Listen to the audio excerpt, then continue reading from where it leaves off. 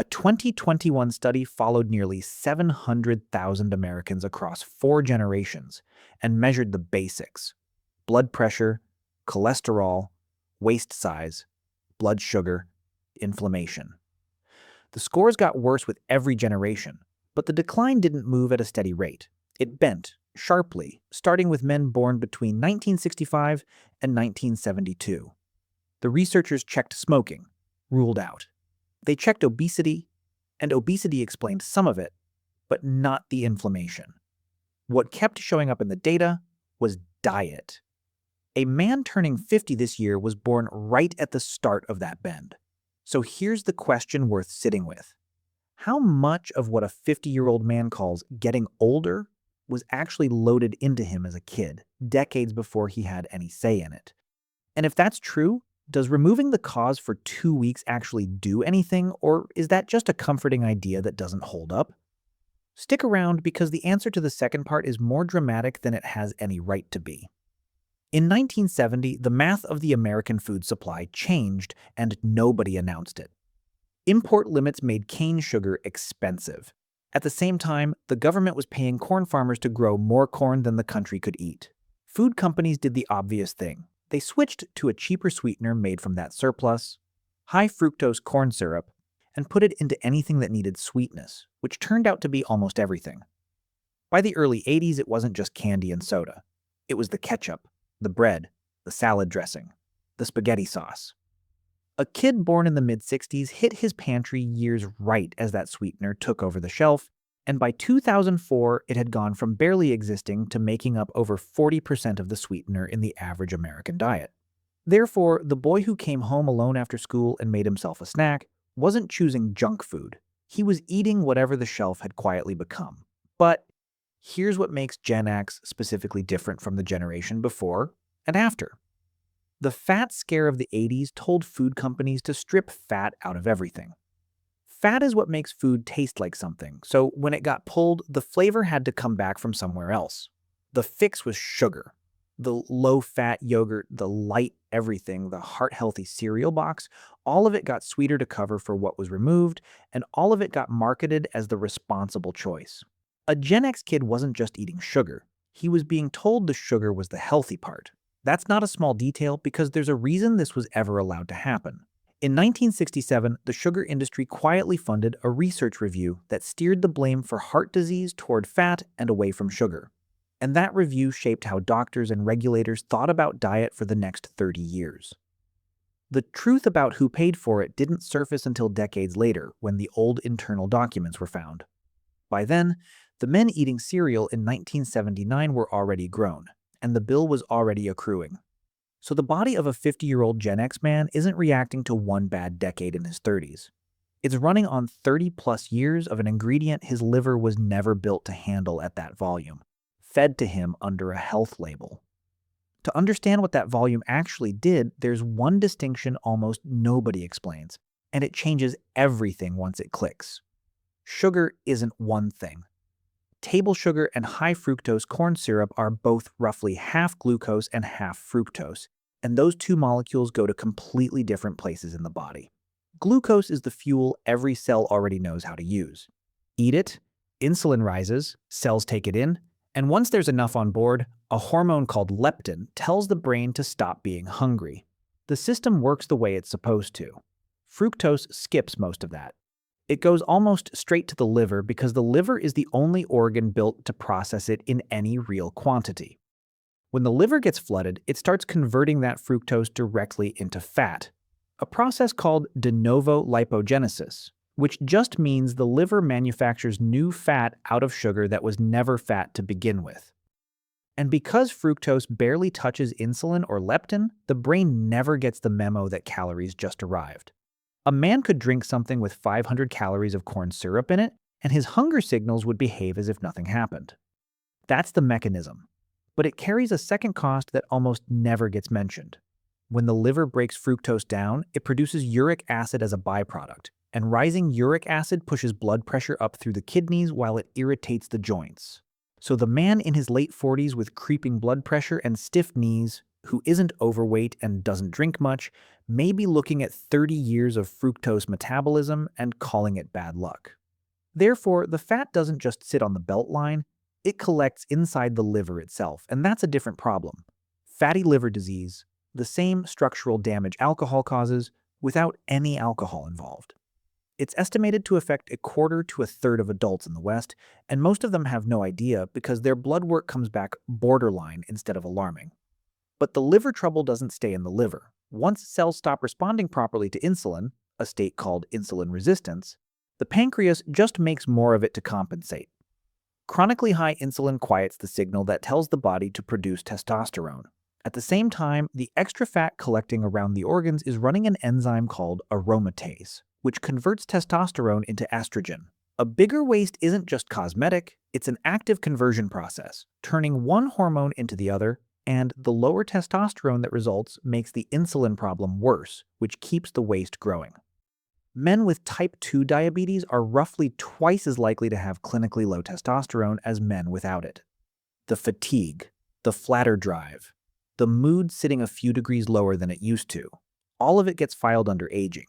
But aging isn't the mechanism. A hormonal feedback loop is the mechanism, and it started with what was sitting in the pantry. There's one more layer, and it's the one that explains why the body feels older than the calendar says. When blood sugar stays elevated for years, the excess starts sticking to proteins throughout the body, a process called glycation. What forms from that doesn't break down easily. It builds up in cartilage, making joints less forgiving. It builds up in the walls of arteries, making them stiffer, which raises blood pressure on its own, separate from weight or what he ate that particular week. It shows up in the same brain plaques researchers find in Alzheimer's pathology.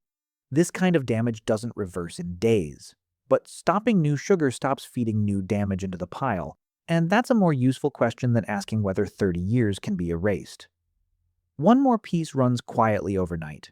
An evening sugar spike followed by the crash that always follows it makes the body release stress hormones to pull blood sugar back up. That happens in the early hours. Not enough to fully wake a man, but enough to pull him out of the deep sleep stage his body actually needs to recover in. He wakes up technically rested and feels like he wasn't. He assumes that's just how sleep works now. It isn't. It's a chemical event that's been repeating for years. So that's 30 years of buildup. Here's where it gets interesting because the liver doesn't care how long the habit lasted. It only cares what's arriving today. In 2015, researchers at UCSF and Truro University ran one of the cleanest experiments on exactly this question. They took children with metabolic syndrome who were heavy sugar consumers and swapped the sugar in their diet for starch. Same total calories, same total carbs, just a different source, for 9 days, without changing their weight or their activity at all. The results? Diastolic blood pressure dropped 5 points. Triglycerides fell by a third. LDL cholesterol dropped. Fasting insulin dropped by roughly a third. Liver fat, confirmed on imaging, dropped over 20%. The lead researcher said he'd never seen results that consistent across every subject in the study. That experiment used children. But the liver doesn't run different chemistry in a 50-year-old man. It runs slower, and some of the damage takes months instead of days to move. But the direction the body shifts in is the same, and it starts almost immediately. Day 1, a man cuts the obvious sugar, the soda, the dessert, the sweet coffee, and feels fine, maybe even strong. The body hasn't caught up to the absence yet, but every spike he skips is one less load his liver has to convert into fat, so the benefit starts before he feels anything at all. By day 2, the negotiating starts. A little honey doesn't count. Fruit juice has fruit in the name, so it must be fine. This is the brain trying to rewrite the deal because the craving showing up right on cue, same time, same place, isn't really a hunger. It's a habit asking to be fed. Day 3 is usually where it gets ugly. Energy dips, mood sharpens, focus goes foggy, sleep gets strange. Some men decide the whole thing is pointless right here, but the discomfort is the proof that the loop existed in the first place. A body that's never bothered by the absence of sugar was never dependent on its presence. By day 4, the swings get smaller. The crash still shows up some afternoons, but with less force. The gut starts shifting too. because certain bacteria thrive specifically on a high-sugar, low-fiber diet, and that population is losing its food supply. Day 5 is often the first one that actually feels different. Sleep goes a little deeper. The nighttime blood sugar crash that's been quietly fragmenting deep sleep for years starts to fade. So a man who's been waking at 3 in the morning and blaming stress might just sleep through. By day 7, 1 full week, many men notice the afternoon crash weakening, less water retention, a calmer gut. Blood pressure can already start moving for some. This is where the question shifts. The first week was about getting through it. The second week is about what the body does with the opening. Day 8 is where resets quietly fail without anyone noticing they failed. The sugar is gone, but the appetite still wants an easy reward. So it goes looking for refined bread, bigger portions, salty snacks, or more alcohol. The glucose problem barely changes. The costume on it just did. So the second week needs to be built tighter than the first. Real protein, real fiber, meals that actually finish the hunger instead of relocating it. Day 9 is the moment that reframes the whole video because this is the exact point where that UCSF study saw its sharpest changes. By day 9, the liver isn't just under less pressure, it's actively reversing course. Fat production slows. Insulin starts doing its job again instead of fighting an uphill battle. This isn't a willpower milestone, it's a measured, photographed change inside the organ. By day 10, inflammation often feels different. Less morning stiffness, less facial puffiness, fewer random aches. Day 11 usually brings the fog lifting because steadier blood sugar and a calmer gut both feed into a clearer head. Day 12 is when sweet things start tasting almost too sweet, a sign the taste threshold is dropping, which makes the old daily dose suddenly feel like too much instead of just right.